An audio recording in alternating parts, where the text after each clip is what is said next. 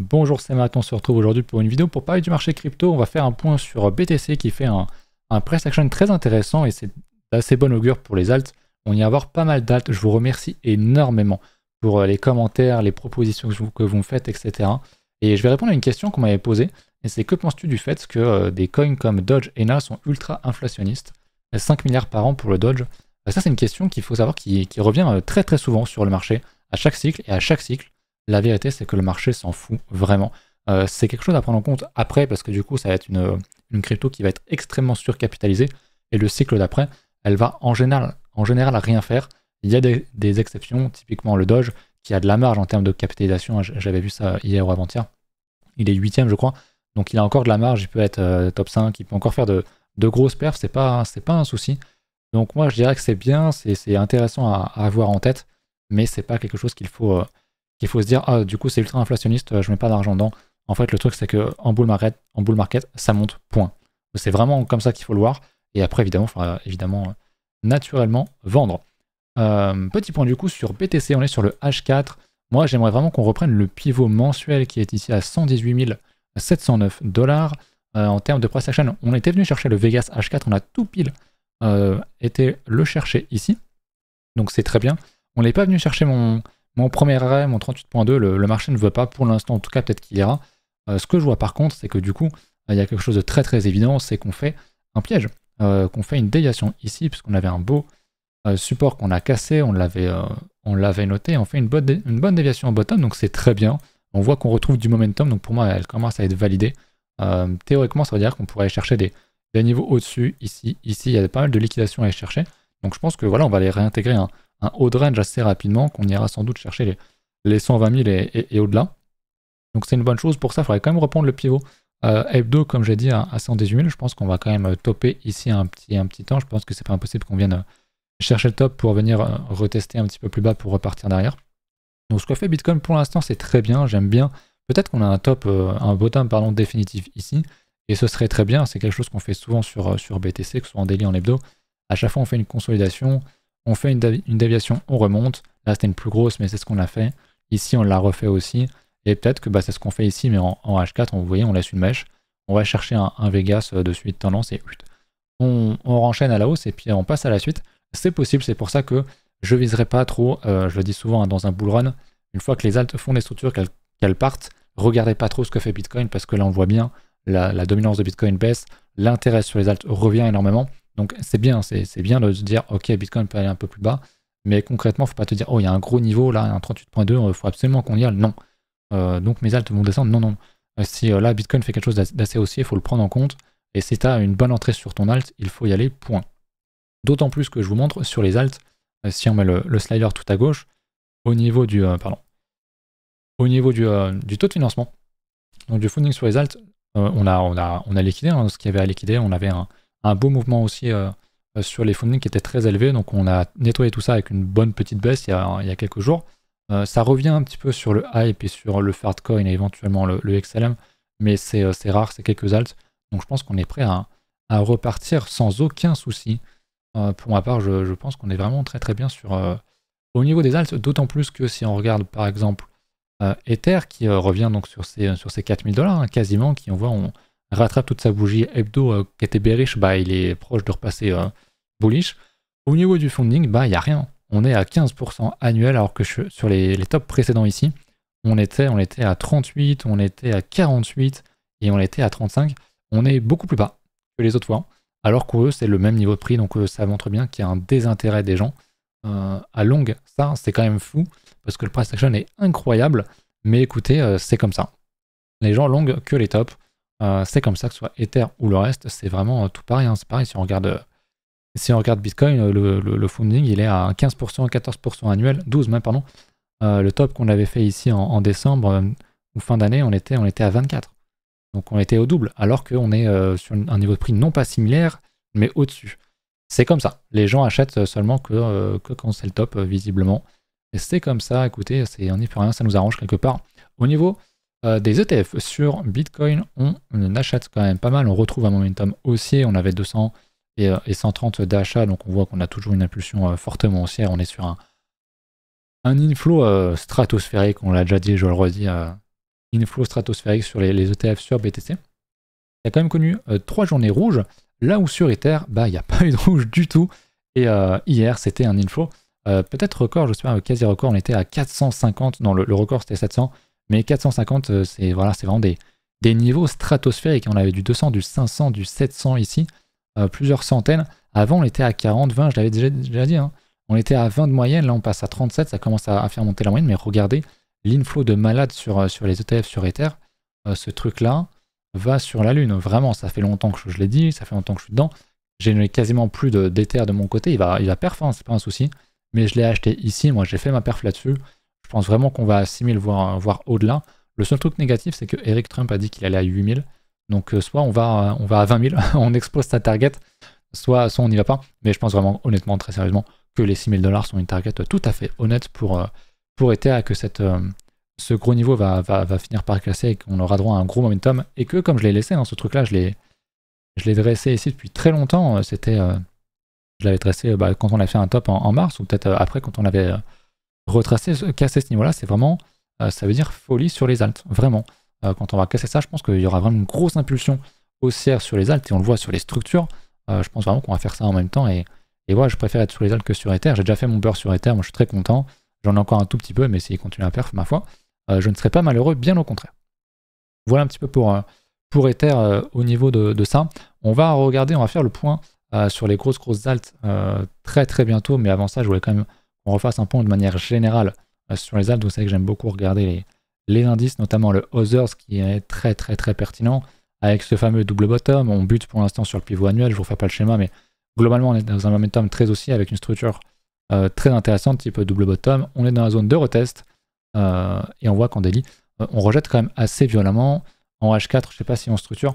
On structure effectivement, on fait un double bottom. Et comme de par hasard, en repassant au-dessus du pivot de la semaine, donc c'était très bien, c'était quelque chose de très très positif. Moi j'aime beaucoup le price action qu'on a ici. Honnêtement, je m'attends à une explosion des alts qui devrait pas trop tarder. Ça rejette quand même pas mal. Je pense qu'on va faire de belles dingueries dans les semaines à venir, tout simplement. Si on regarde le total, peut-être ça fait longtemps, je crois qu'on avait retapé pile poil l'ancien plus haut. Ouais, c'est pareil, on l'a refait un plus haut, on est venu le retaper, on était venu retaper là.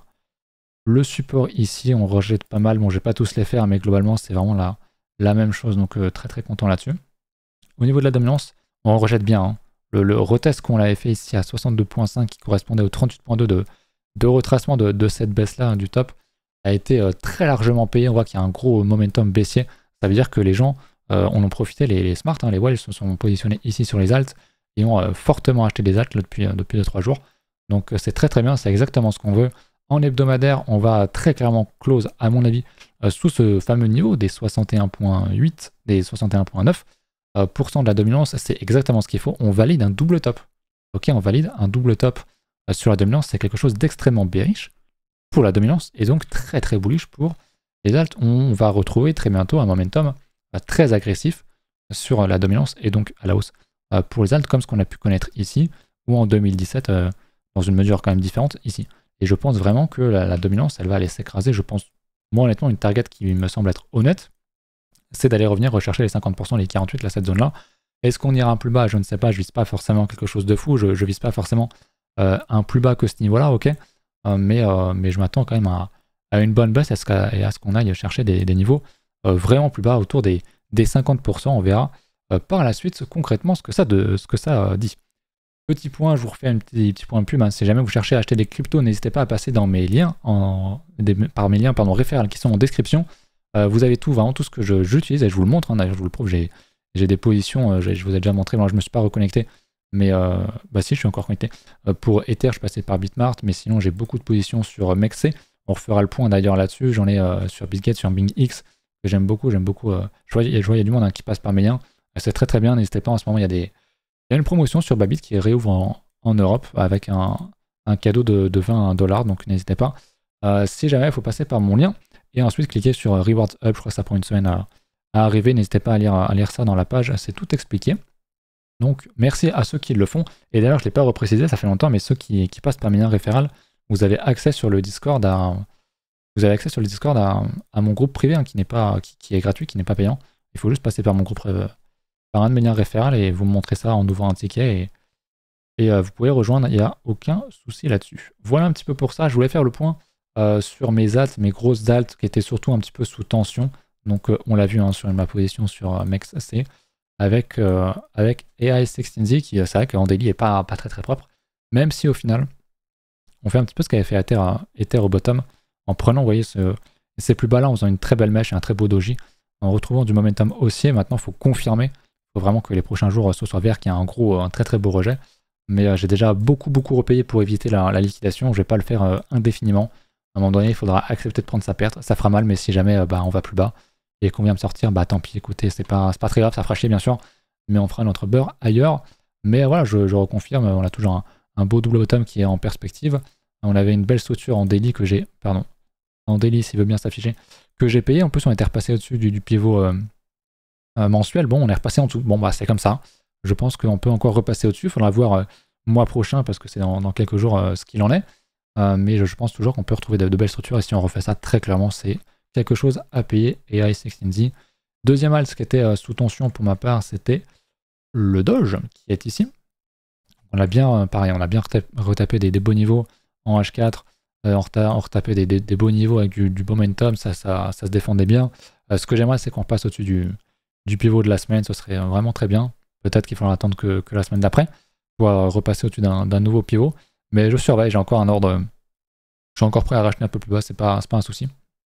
Mais avec ce que fait BTC, je me dis, il y a un monde où on a un bottom, donc c'est des niveaux qui sont très clairement à payer. Je voulais faire un nouveau point sur les gros cadors de ce cycle, en tout cas les dalles que j'ai dans le visu. On va enlever les tunnels Vegas. Au niveau de AAV, on l'avait dit, une très belle structure, très très beau retest là quand on était en novembre et tout, là, pardon, en avril de cette année. Donc ça, on aimait vraiment beaucoup. Maintenant, c'est vrai que c'est quelque chose de très très haussier. Moi, je pense qu'on ira faire un latéage sur le AAV sans trop de soucis.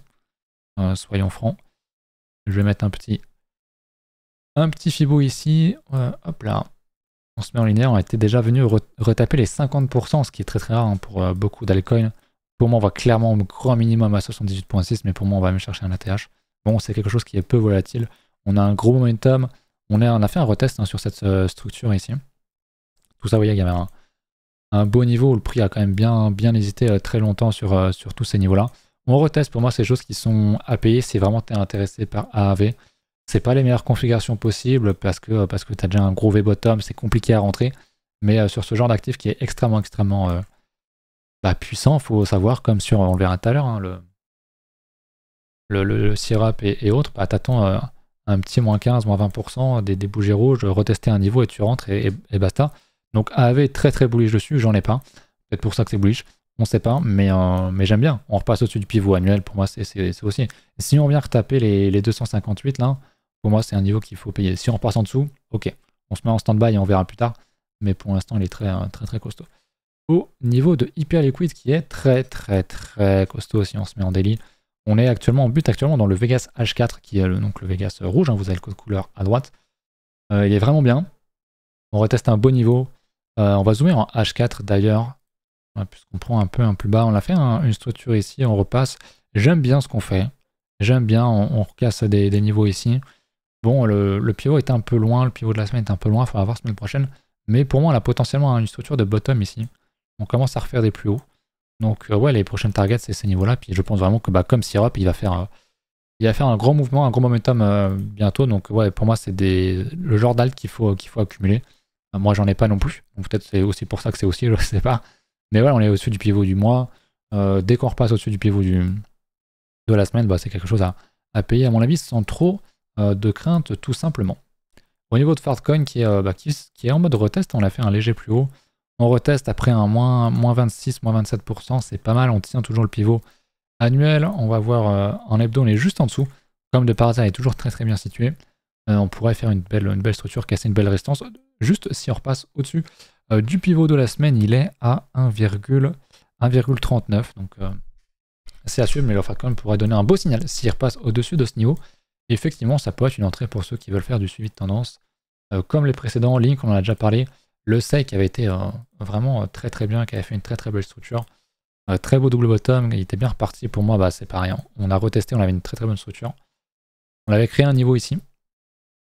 de retest, de prix, de tout ça. Bon voilà, c'est un niveau qui a largement payé, c'était quelque chose à payer là-dedans. On est dans le Vegas H4, ça marche très très bien dans ce genre de tendance. En H4, on commence à faire des structures aussi exactement comme les autres. On casse une résistance, on y retourne, donc on reconfirme. Bon, le pivot est plus loin, mais pour moi, c'est quelque chose qui s'achète le seuil en H4. Franchement, c'est des beaux niveaux, donc j'aime bien. Honnêtement, j'aime vraiment beaucoup.